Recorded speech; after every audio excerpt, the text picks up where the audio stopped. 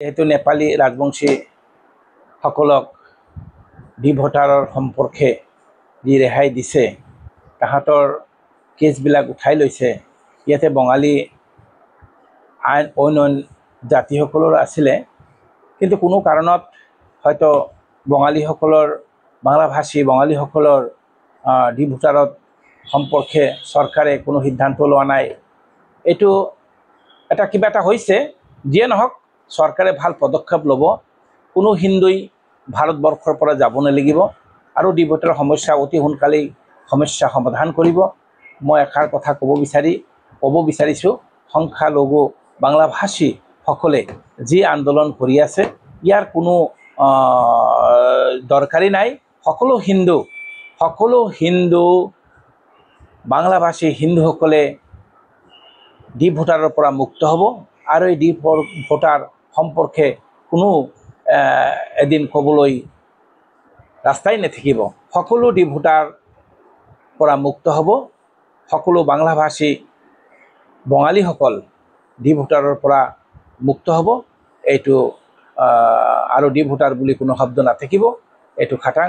আমাৰ ভাৰতীয় জনতা পাৰ্টি চৰকাৰে অনতিপলমে ইয়াৰ বিহিত ব্যৱস্থা ল'ব। মাননীয় যশস্বী মুখ্যমন্ত্ৰী হেমন্ত বিশ্ব শৰ্মা ডাঙৰীয়াদেৱে ইতিমধ্যে টিভিৰ মাধ্যমত আৰু আমাৰ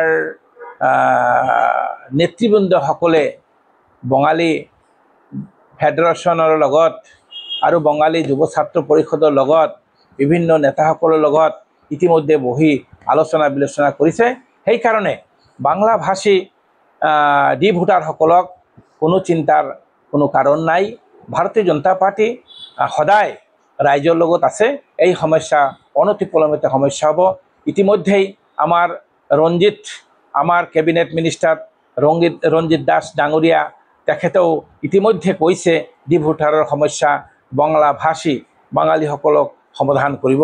সেইকাৰণে আমি সকলো বাংলাভাষী সকলক এটাই আহ্বান জনাব বিচাৰিছোঁ, বিজেপি আপোনাৰ কোনো ক্ষতি নকৰে, দেশৰো ক্ষতি নকৰে, কোনো হিন্দুৰ ক্ষতি নহ'ব। এইখিনি আমি গেৰাণ্টি সহকাৰে ক'ব বিচাৰিছোঁ আৰু কৈছোঁ। কোনো বাংলাভাষী ডি ভোটাৰসকলে যি আন্দোলন কৰিছে, এই আন্দোলনৰ কোনো প্ৰয়োজন নাই। এতিয়া চৰকাৰ পদক্ষেপ লৈছে আৰু চৰকাৰে অনতিপলমে এই ডি ভোটাৰৰ সমস্যা সমাধান কৰিব।